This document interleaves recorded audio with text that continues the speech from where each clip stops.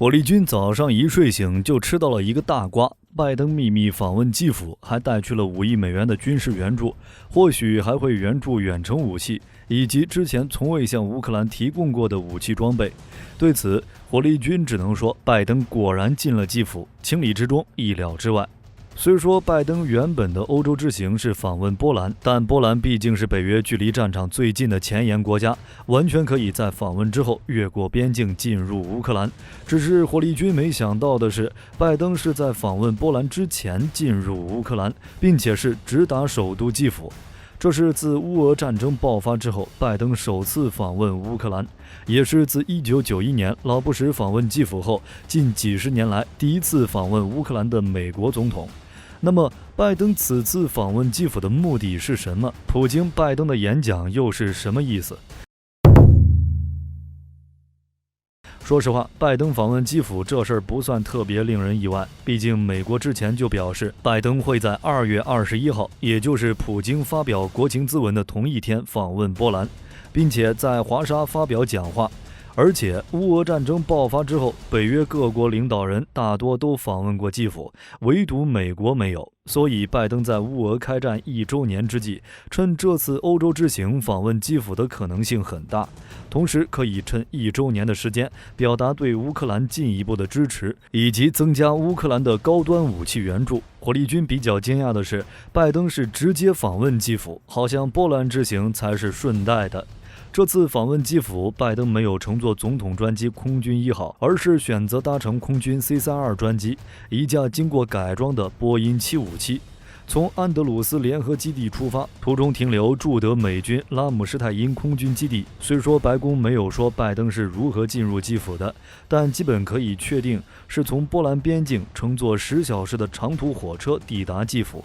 毕竟乘坐飞机进入战区有点危险，下面的士兵可不管这架飞机是客机还是战机，也不知道上面坐的是谁。之前北约领导人访问基辅的时候都是乘坐火车，而且这次访问的保密级别很高，随行人员很少。按照美国媒体的报道，也就国家安全事务助理沙利文等几名官员和2名记者，记者也不允许携带拍摄设备。拜登那么谨慎，其实无可厚非，毕竟乌俄战场不是美国军方控制的。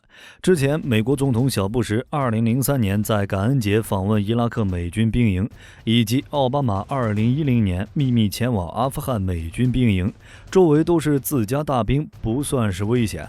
而美国在乌克兰没有驻军，只有较少的海军陆战队士兵保卫美国驻基辅使馆，这就意味着安保工作比较麻烦。同时，俄军还时不时地轰炸基辅，危险程度不在一个级别。当然，为了保证行程安全，基辅也做了一定的准备。C-32专机从安德鲁斯联合基地出发后，在德国拉姆施泰因空军基地降落并加油，之后就抵达了波兰东南部城市热舒夫。乌俄战争爆发之后，北约的军援以及重要大人物访问基辅，都是从热舒夫进入乌克兰，拜登也不例外。只不过这辆火车上的成员基本上都是安保人员，毕竟美国总统在战时访问基辅，自然要做好充足的准备。不仅路上派遣安保人员保护，基辅城区也做好了安保工作。拜登到访前，基辅市中心的多条街道就已经被封锁。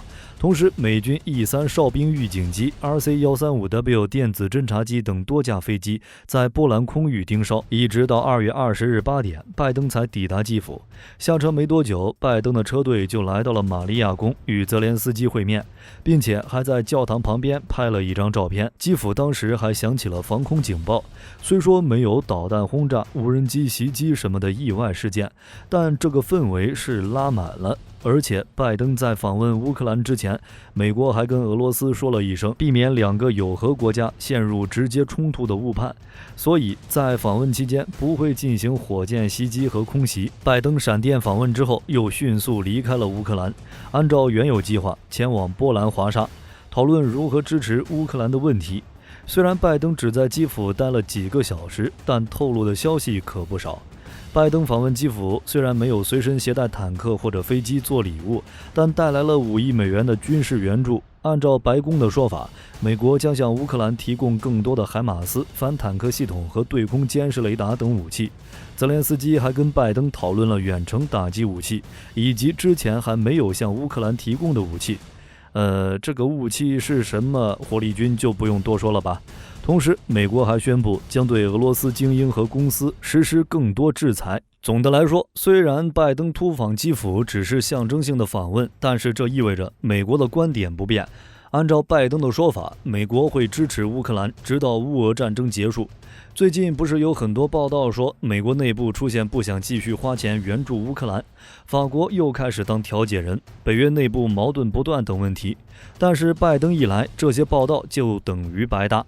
泽连斯基在结束会谈后的新闻发布会上就表示，拜登访问基辅就已经等于乌克兰在这场战争中接近胜利，并且可以确保今年称为胜利的一年。从乌俄战场目前的情况来看，确实是这个情况。只要北约援助不断，俄罗斯迟早都是输。火力军还就不信俄罗斯能拖垮以美国为首的北约。当然，除了表示支持乌克兰，拜登在俄乌战争1周年之际访问基辅，还有其他用意。首先，火力军一直常提的一个问题，俄乌战争1周年，在此之前，北约国家的大多数重要人物都访问过基辅，但是作为北约老大哥的美国却没什么动静，好像一切还有缓和的余地。当然，缓和是不可能缓和的。拜登早就打算纪念战争爆发1周年，向队友证明美国是坚定的支持乌克兰。加上泽连斯基早就邀请拜登访问基辅，双方一拍即合。确实，就目前而言，没有比1周年纪念日更好的访问时机了。如果俄乌战争的结果就如泽连斯基所说，在今年胜利，那么拜登就是俄乌战争中里程碑式的人物。并且拜登在访问基辅的时候还带了价值5亿美元的大礼包，意思很明显了，兄弟们别慌，我来打头阵。当然，拜登此行也能加强北约自身的威慑能力。俄乌战争之后，北约东翼国家都感觉不对劲儿，俄罗斯威胁也太大了，普京连乌克兰都打，那下一个是不是自己？这个时候就要美国出场了。美国对这些国家的安全防务承诺，只要俄罗斯敢进攻北约，美国第一个动手，同时加强反俄政策，凭借这些东欧国家的地缘优势，给予乌军一些支持。其次就是给普京的演讲添堵。2月21日的时候，俄罗斯要进行1年中最重要的活动之一，发表国情咨文，聊聊俄乌战争、国际形势，并说说俄罗斯目前的社会和经济问题。而拜登原定的计划是21日上午会见波兰总统，下午在华沙城堡发表演讲。从结果来看，访问基辅并没有影响拜登的计划。离开乌克兰后，拜登2月20日晚上就乘火车前往波兰了，并在21日发表了演讲，主题就是美国如何号召全世界支持乌克兰人民捍卫他们的自由和民主。最后一个原因就是美国的政治问题了，总统大选。听说美国内部也有不同的声音，比如停止援助乌克兰，但大多数的美国民众还是希望看到俄罗斯失败。拜登在俄乌战争1周年的时候访问基辅，对于选举大选来讲确实有益处。对于拜登的欧洲之行，普京也不打算无动于衷。在拜登说要访问波兰并发表演讲，普京也不打算躺着看，扭头就搞了一个演习，和大棒警告俄罗斯的战略核力量的组成部分，比如海基、陆基以及空射导弹已经准备就绪。为了演得更像一点，俄罗斯还测试了巨石集中作战指挥系统，特别对战略核力量的作战指挥渠道、力量和手段进行了检查。目前，该系统已经处于最高战备状态。并且根据情报，俄罗斯战略导弹核潜艇已经进入发射区。从这点看，俄军这次核演习的规模还不小。很明显，想通过演习阻止拜登的欧洲之行，并通过核讹诈削弱国际对乌克兰的支持，可惜没啥用。除了在波兰华沙演讲，拜登在2月22日还要跟布加勒斯特9国领导人会面。这个组织的成员基本上都是北约东翼成员，比如保加利亚、捷克、爱沙尼亚、波兰等等。美国希望将波兰、捷克等国家作为与俄对抗的前沿，凭借地缘优势加强对俄威慑，这点波兰表示义不容辞。波兰与俄罗斯的恩怨不是一时半会儿能解决的。自去年俄乌战争爆发之后，波兰始终站在援乌反俄的最前列。它是接收乌克兰难民最多的欧盟成员国，也是北约向乌克兰供应武器的关键枢纽。目前，北约东翼这些国家也是乌军武器受损之后的维修最佳地点。当然，最精彩的还是普京与拜登的演讲。普京在2月21日演讲的国情咨文中，直接就表明了，在战场上战胜俄罗斯是不可能的。看着这火力军当场就笑了出来。按照普京说的内容，俄军在俄乌战场上的几次战略撤退直接就没了，还表示俄罗斯将逐步完成任务。也不知道普京说的任务是什么？保卫莫斯科吗？火力军很早就聊过，俄军发动俄乌战争的目的无非是将乌克兰去军事化，只是俄乌战争打到现在，乌军的实力不跌反升，军事北约化可不是说说而已。普京在国情咨文中还将战争的发动者改成了北约。经典抛开事实不谈，按照普京的意思，俄罗斯是正在用武力制止战争，挫败了基辅对顿巴斯的蓄意袭击。好家伙，直接偷换概念！世界地图可以证明，顿巴斯、克里米亚都是乌克兰的。俄罗斯那些毫无用处的公投根本没有被国际承认。当然，按照强盗逻辑来说，这也没错，我抢到了就是自己的，只是这套路在2战、1战那会儿就不管用了。